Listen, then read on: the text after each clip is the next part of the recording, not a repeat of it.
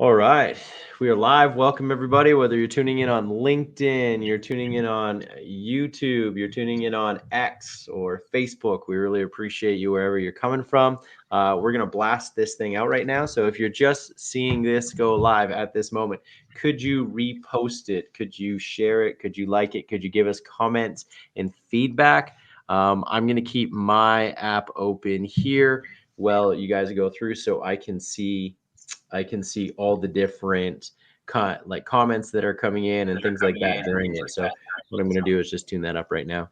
So today we're going to be talking about fractional sales management, and Julio actually does a lot of fractional sales management and leadership for us. And we're just going to be diving deep into kind of what the point is for an organization, but how it helps and why it helps. So Julio, over to you, man. Why don't you give us a little intro on how this all works and how it's done? Yeah, it's a rising trend right now that's happening a lot more that I see.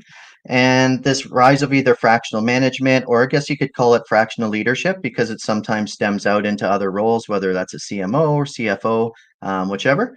But it is something I'm seeing a lot more of, and it makes complete sense, right? And I think I would probably like coin it something like expertise as a service, perhaps, because that's really what it is. You're loaning your expertise out, or your leadership out. So maybe leadership as a service in a fractional capacity. So what fractional essentially means is that probably everyone gets it on here, but just that's a fraction of the time, right? You, instead of having somebody as a FTE or a full-time employee, you then have them on a fractional basis. Generally speaking, it tends to be around maybe 25% of time.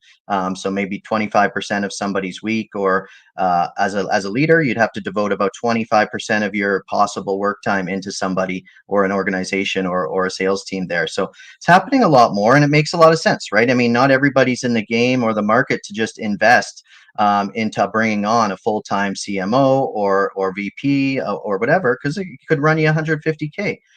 So now you get this expertise and this leadership and this experience that you might not necessarily, want to be able to in the market to pay those dollars. And you get that expertise anyway. You get to bring someone in who can work with you, specialize in the area, and really give you what you need on a fractional part-time basis. So not something that really existed before, and it's really cool to see. And with things happening right now, like the economic fluctuations, we always talk about that.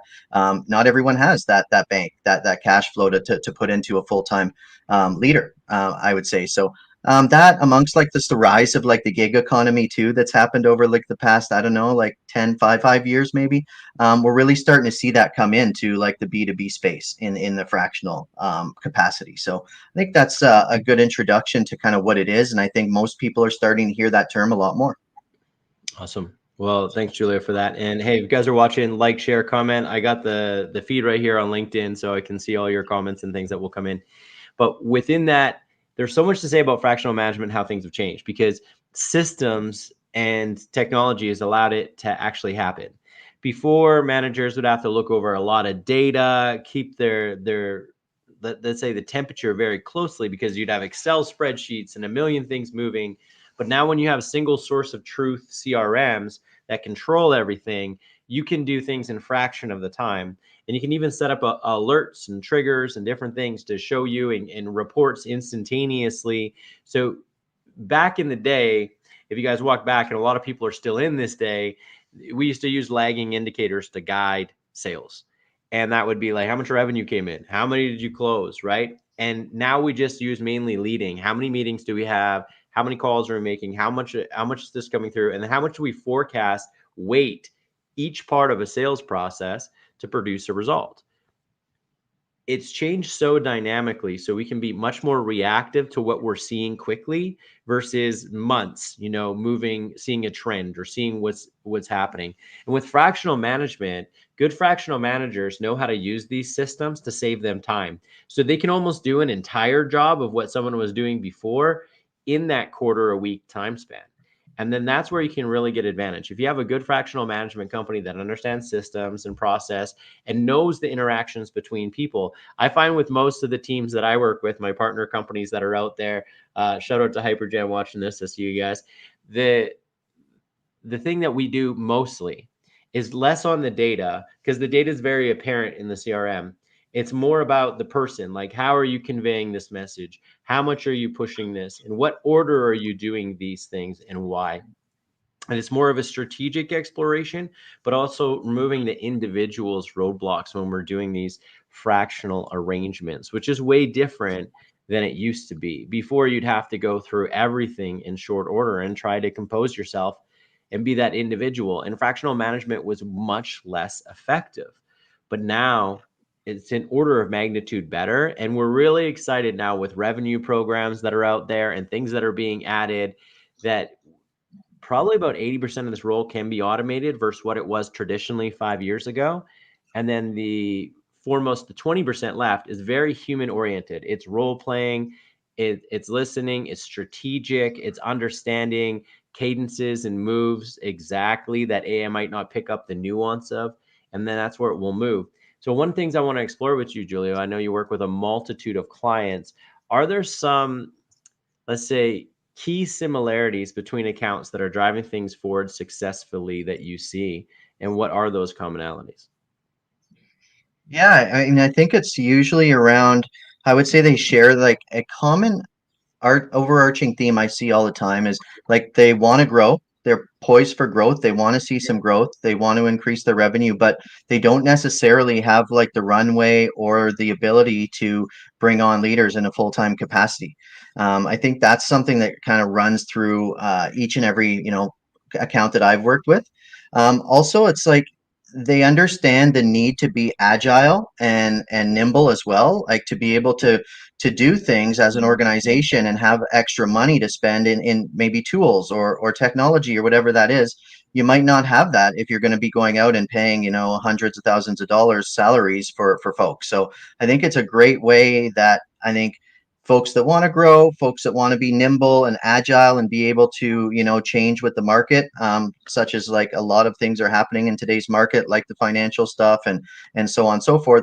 To be able to be nimble, that's what they need to do. So I would say folks that are exhibiting those sort of traits and kind of wants, they want to scale, they want to grow, they want to be nimble, they want to be agile, and they want the expertise from people that have been there and done that, that can come in and help. And usually a consultant might charge X amount of money, and it's not usually a cheap thing. Or to hire someone full time, it's not a very very cheap thing either. So I'd say folks that want to use and maximize their cash that they currently have, those are the folks that really see this come into fruition. The growth part, the nimble part, the agile part, and I think the cash flow part, I think are common. Yeah, and that brings to the next step is like there's tiers of this, I think. And there's different levels. There's basically sales coaching, which I think is the baseline. So let's say you have a good sales leader, which is usually an owner operator. If you're under 10 million, usually the owner in some form, and they're a good seller, but they're not good at managing people or coaching them. This is where you can bring in a sales coach, and that sales coach can help along, but they're actually pretty good at managing the overall process and getting things going because they're actively selling. A lot of owner operators are in that spot. And then there's another one where you actually bring on a sales manager, and this can be lack of a few things. The first thing is lack of time. This is the biggest, like lack of time to do it. Lack of management skill, like the personal skill we were talking about with most owner operators, very hard drivers, but relationships are them, and they're driving 50 to 80% of the business themselves. And they're trying to bring a sales unit up beside them. And then, so there could be that lack, or it could be a lack of technical knowledge. That's a big reason to bring an adept sales builder or manager into play to help you construct how do we take the genius of an owner operator. And I've seen owner operators, just so everybody knows out there, that are doing 50 million a year and 45 million is coming from their relationships. It's wild. And how do we take their genius and put that into a system and then manage people to actually carry that torch in the future? And that's the hardest cycle to get out of for people. A lot of people are wondering, like, how do I do this? Why do I do this? And then the final stage is in more articulate companies, let's say the 25 million to 250 million range. You're going to bring in maybe a part-time VP. This is strategic. This is set up systems, make sure your RevOps look good internally. And then how are you approaching the market? It's it's much more of an advisement position, and then train the trainer for the managers. That VP would jump in with the managers to make sure that their tasks are on point and they're doing a good job. So I would say there's kind of those three tierings there that exist. And it's much cheaper to do a fractional VP now than a full-time VP, because good VPs, you're talking 500,000 to $1 million in compensation for sure, like 100% across the board in most industries, because they're taking on the stress. And that's what you can't pay someone to do, is that level of ownership in your business. That's why you have to pay so much, because the average person won't take it. They want to check out, they want to go kayaking, they want to hang on the lake with their friends. They're not going to take that level of ownership, but then the VPs do. And so fractional VP is a huge thing that we're seeing in people trending towards, because to expand your business, you need that level of advisement, but the cost is the barrier is so huge. Like, who has that extra 500,000 to spend? That's usually annual profit for the owner on a $10 million business. Like, just take home, like take it out. And now you got to invest that in that VP. So these dynamics are kind of all at play in people's minds, right? So Julio, do I have those three levels right? Yeah, 100%. Like, absolutely. Those are exactly how I would tier it off too. And just to like reiterate on your point, like, yeah, 100%. Like, where I see this happen a lot is with founder-led sales or founder-led organizations, because as you mentioned, like, they put the structure together, they built this from the ground up, and they're doing a great job at selling their product. But then there comes a tipping point where like they just like, what can you do as one person? Like, there's a like economies of scale kicks in and says you can only have so many calls a day and XYZ to be able to grow your company. And you got to be able to start growing your team at that point. And then putting those first few salespeople in, then it's now okay. Now, yeah, find the founder getting in the weeds and doing the day-to-day check-ins and the numbers and like coaching people, and then they're getting pulled out from actually doing what they need to be doing, which is really being the driver of the revenue for the organization, as well as making other like strategic decisions. So I think that point usually triggers a lot of people to start looking at one of those three levels or tiers that you talked about, and then a matter of which one it is usually starts with maybe coaching or managing, but something that allows them to move away out of the weeds and actually be the CEO or the founder, and do the things that need to be done. So I think you're pretty accurate on that, Jordan. Yeah, and it's interesting. And I want to bring this up because one common thing that I see is, as an owner myself and trying to kind of pull back from the day-to-day functions in my business as we do, there becomes a void that happens typically. And this is why a lot of people don't engage and they get stuck in their business long term, is I don't have any time to give. So how am I supposed to build a program to fractional manage, because you need some of my time to figure it out? And anyone who doesn't download the genius that needs to go in to who they are. And now the cool thing with AI, and I want to give some reprieve to those people, is AI can listen to our calls, our videos, everything that we do, and we can input that into a large language learning model, right? And this can now learn what we're doing, like a GPT or a chat GPT can learn us and how we respond and download your genius without spending an immense amount of time having to learn and learn through osmosis what we used to do. That's, I think, the most incredible addition to the suite of duplicating a founder based company. But most of them say, well, that's a lot. And I don't know about AI and things like that. Well, you know, this is one thing I want to encourage most people. If you have any friction with AI right now, you got to get over it. Like, if you want to get out of your business, there needs to be that just acknowledgement. I want to do this. Let's pull the trigger. Let's get going quickly, because otherwise you're going to be stuck in there a long time. And there might be a lot of successful businesses, even in the future, that can just be run off founders. And that's possible. But then at the end of the day, how are you ever going to sell something where you're the primary salesperson? What is your exit plan? How do you reach that point? And that's where fractional sales management can come in, right?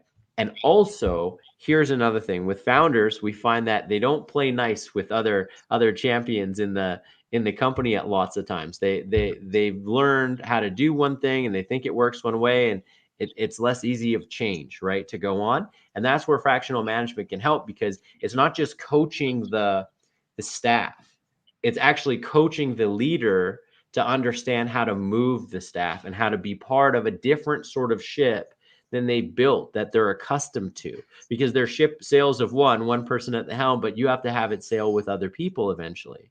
And these are some big calls that have to come forward. And so when we talk to a lot of leaders, and this is across spectrum, there's a lot of resistance there. That's just a natural thing. Then there's other people who are completely on the other hand. Tell me what to do. I'm open. They're completely the other way. But then also, when you get that sort of thing, sometimes they're not as good at sales. So I find collaborators aren't as good at driving sales, but hard drivers, kind of associated strong leaders, they're really good at sales, but they have a hard time listening. So it's like this balance that we have to coach. So one of the catch 22s we have in fractional management, or who do we have to coach first? Do we have to coach? Do we have to coach the manager or the leader in the company first, or do we have to coach the team? And most of the time, it's a combination thereof. So, Julie, you want to kind of talk about your experience there and what you see? Yeah, and first of all, I'll just mention, like, if anyone has like, issues with thinking about AI or want to know more about fractional management, like, shoot me a message on LinkedIn. I'm happy to get back to you and let you know, from uh, from a viewpoint of someone who's been there, done that, and somebody who doesn't have a hidden agenda. Like, shoot me a note. I'll help you with that and understand. Help you understand how AI could be implemented and what fractional management really means and how it could be integrated into your daily life. So, yeah, let's just talking about a little bit more, like, certain pitfalls too to avoid, and concerns that may come up too. Is like, people think like, okay, if I want to bring on a fractional manager, like, they're kind of half in, half out. Like, do they, what about a cultural standpoint, or do people view them as like a fly by night, or somebody who's not going to be there for them, and really sort of like push back on it? Like, and I've seen that happen with sales training too, where people bring in an organization who's going to be there for 2 or 3 weeks and run them through training and then leave, and then just like, then that's it, right? And there's not a lot of trust there. And I understand why, for sure. So to avoid those things, I mean, I would just say, like, there just has to be a good alignment strategy, manage expectations with your team ahead of time, and just like foster the integration piece in. Like, bringing someone on, you want to position it right. You want to position it like they're coming in as a part of the team. They're not here as a third party person who's going to be here every Monday, Wednesday. Like, they're a part of the team. Integrate them in and ensure that there's alignment across the week so that there's regular touch points too. Like, morning meetings, I think, is a great thing that a fractional manager can do, or a coach can do, is make sure there's a daily stand up so that you get FaceTime with the sales team on a regular basis, and just have that cultural. Like, personally, I would never work into on an account that I didn't do like at least 2 weeks of hard research into, like, the organization, the product, the culture, and make sure that when I go in, I know the terminology, I know the people. Also important to have that integration meeting where you meet all the rest of the organization too upon starting.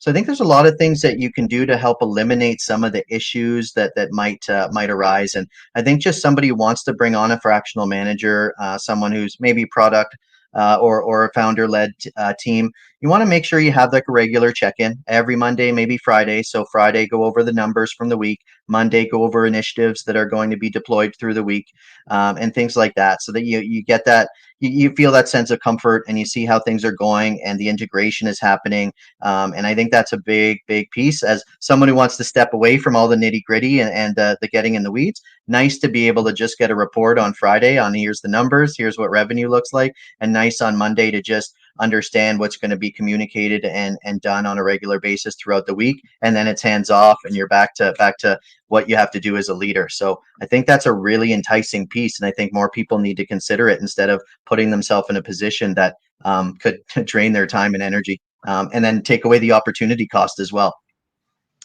Yeah, and that's 100% true. And there's a couple things to be said here. Is one thing I find a lot of founder-led teams, and this is most companies under 25 million, they don't know how to delegate correctly. And when they delegate, it comes as like very commanding and not collaborative, and they lose the trust of their teams quickly.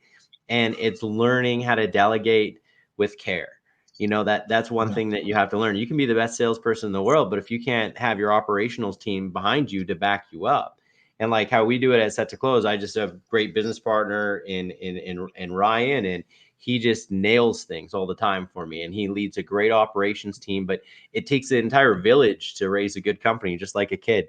And we got to focus on that. So well, let's jump to some comments here as we go through this. As Darren said, like most companies backslide when the founder steps back, and there's a reason for that. Well, it's first on structure. When you look at, and this is more of a tactical thing, but organizational structure is very important in how things disseminate. The idiosyncrasies and nuances that a founder knows versus everybody else. Like, and I find this even in my own company, and we're only 18 strong. We have a lot of things that other people don't understand, and I think they know, but they actually don't know, and we have to figure out when a founder steps back too quickly, and this is why it takes years to step back from your own business correctly with good advisement around you and good structure, because it needs to run. And one of the things that I learned last year as an owner, so everyone who's out there who is a founder, just like myself, I stepped back for a couple weeks. So I went to Europe and I watched what holes formed in the boat. Like what came up, what am I needed for, what didn't push forward, what was. So sometimes the best clarity into a business as a founder is to actually step back from it for a little while. Let's see what happens. Let's see what's there. And then I went to Mexico as well, same thing. And I saw what happened, and people stepped up, like Julio and Ryan and everybody in the company, just amazing individuals across the board that we have. But you find out more by letting go of the control for a little bit and then coming back and saying, okay, this is what we need to do better. So sometimes think about, as a founder, before you step back, take little steps back, not giant steps back, or say, I'm setting this date in a year to step back. Do it in increments. Allow people to thrive, help them, support them, grow them. And you're going to need one in each part of your organization to do that. Like when I stepped back last time and I was in Mexico over Christmas, Julio stepped in and handled a lot of those meetings and made those things happen, and handled a lot of the bigger ones in partnership conversations and all the things in between that we are looking at. So with that being said, don't be afraid to step back. Your baby will survive, but you have to give it a little bit of breathing room to understand where the holes in the boat are, right? Because you're plugging them all yourself. So, as Ryan said, you want to read that one, Julio? Yeah. So Ryan says that technology is what's moving the needle, and do these do these big titles understand how to bring your organization to the 21st century and are comfortable with moving away from outdated techniques and systems? Yeah, I think that's right. And that's something that Jord has been saying, I think, over the last couple episodes is really like you got to embrace the technology, whether it's AI or whatever it might be that you're looking at, right? Machine learning, whatever. Embrace it because it's a space race right now. It's the sales Cold War that's happening. And, it's the race to who adopts and chooses and makes the right decisions with their organization by putting in the right technology, because we're at a stage now where it's so important and advantageous to be in this game as a first mover or an early adopter, that if you just plan on waiting it out and sitting to look at being a laggard or somebody who's later in the mainstream, it's going to be too late at that point.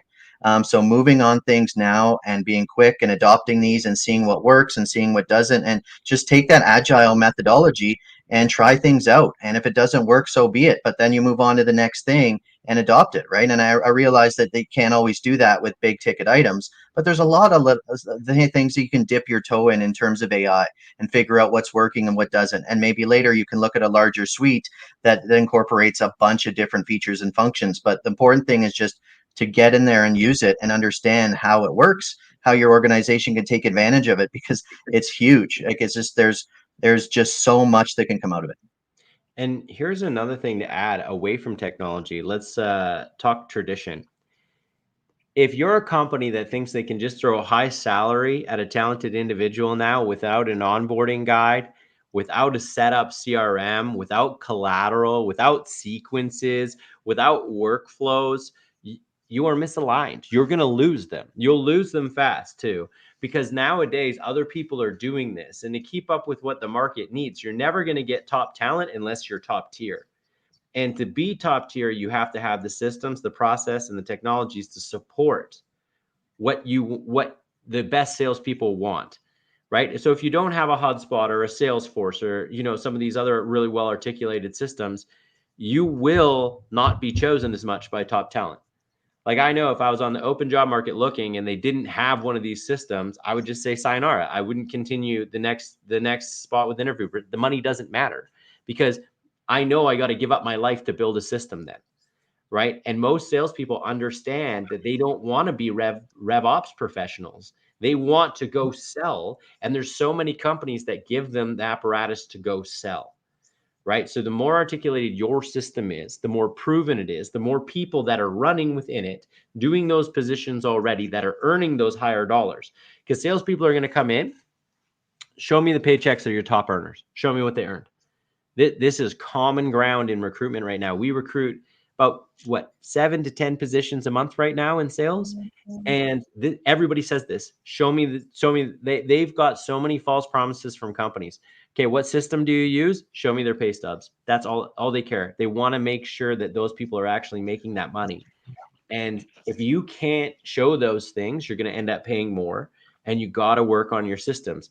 There's no way around it. In fractional management, if you don't know how to build that or do that, that's the way to go versus jumping in and hiring salespeople and turning them over left, right, and center because of this need. And this is just the way the market is in 2024. This is the new world. And I know it's not a pleasant one because people have to spend $50,000, $100,000 to get upgraded in their systems to the point where they're going to be successful versus the competition. But that's the price of doing business in the modern talent market. Now you're like, a lot of people say this, well, there's a lot of talent on the market right now because people are cutting back. They're not letting their best people go. Their best people are not on the market, right? We posted a sales role, and we had over 650 applications in under a week. It doesn't mean the best are applying. We actually went out and hunted our candidate, hunted them, and said, this is the person that we want. It wasn't out of those applicants. So we want to let you know that talent's just not on the market, and you have to be an attractive suitor to the talent. It's not vice versa now. It's not just I have a role, I have an open duty. It is still very much in the sales and marketing side, revenue generation positions. Talent is very limited and it's very difficult to find. And I think it will remain that way because so many less people know how to communicate nowadays. They're locked into TikTok, they're locked into whatever, and they don't know these skills. So sales and marketing are the most viable skills moving forward in the future here. So Julio, do you have anything to add that you've seen in the market to that piece? Yeah, I mean, I totally agree, right? I mean, anybody who's top talent and who's had success in the past, they're going to want to know that this new role for them has them set up for optimal success and to crush it, right? So that they can make a quarter mil or whatever it is that they're targeting to make, right? So yeah, I mean, it's if you don't have the technology, the stack in place, the training, the opportunity for someone to leverage these new cutting edge tools that give them an edge in the marketplace, like they're definitely not going to choose you, right? So if you're not even putting these things in place as a foundation, then you can kiss goodbye the thought that you're going to have a savior come in and just sell for just run over everything and then sell everything like a bull in a china shop. It's not going to happen because they're not going to even take the chance to go into that organization unless they have the setup for success. So 100% I believe that, and that's what people expect now going into new roles. You're basically confining yourself to kind of B and C players as folks that are going to join your organization if you don't even have that stuff in place, regardless of how awesome your product is or how great you are as a person, or how well you built the culture, because that is all important. But it's not the be all and end all when someone's coming in and looking for a job to feed their family or achieve their personal goals. It's a great thing and it's nice to have, but so is also having the tech stack in place to drive success. So totally think you're on point with that, 100%. Yeah, and so just a shameless plug at the end of this here. If you guys haven't shared this, reposted it, liked it, commented, please do. But if you need help with building systems, putting your foundation in play, making your ship get to the point where it can fly like you want it to fly, that's where you call Set to Close. That's why we live. That's what we do, right? So we can provide all these stanchions of the business, building systems, revenue operations support, hiring and training and sales coaching. Like we're right there with you in this fractional management piece. Reach out to us. We'll have the conversation, and that's what we do. But I want you to stay encouraged. Like the new world isn't that hard once you've built these things, because it's there to assist you, enable you. It's faster, it's cheaper, it's easier. Your sales staff is much reduced for a much higher result. And that's the best thing. I'd rather put $100,000 into my system all day than $100,000 in hiring. And I've seen that mistake happen countless. Oh, I'm investing in headcount. And I'm like, okay, enjoy not hitting your goal this year versus investing in your system and then headcount, right? Like that is the most important thing in that order: systems, process, then people. And make sure that they're there, or you turn people over. All right, Yeah, everybody. that's a Well, good really point. appreciate the week. Any closing words of wisdoms, my friend? No, I think that we touched on a lot. I just want to emphasize like the strategic value that comes with fractional management. Like I'm not trying to sell it here. I'm just telling everybody that it's such a good option now that wasn't available before. And it's something to consider and explore, and to determine your organization's readiness to possibly move this direction, especially if you're hitting like any type of mud in front of your car, in terms of just slowing things down, and you're finding yourself being sucked into mundane tasks or managing more than you thought you would have to manage. Start to think about the possibilities and your readiness to bring on somebody in a fractional capacity, and start to imagine what that might look like. Because with AI and all the other stuff that Jordon and I mentioned today, and have in the past, like there's structure there for you to do things, like in terms of like, instead of hiring a full-time manager, VP, whatever, you have things like this chat GPT that George mentioned earlier, where you can train it. And then now all of a sudden it's there as like an assistant for all of your salespeople. And now they just need somebody there at 25% of the time to really guide the boat and right the ship, rather than be there full time.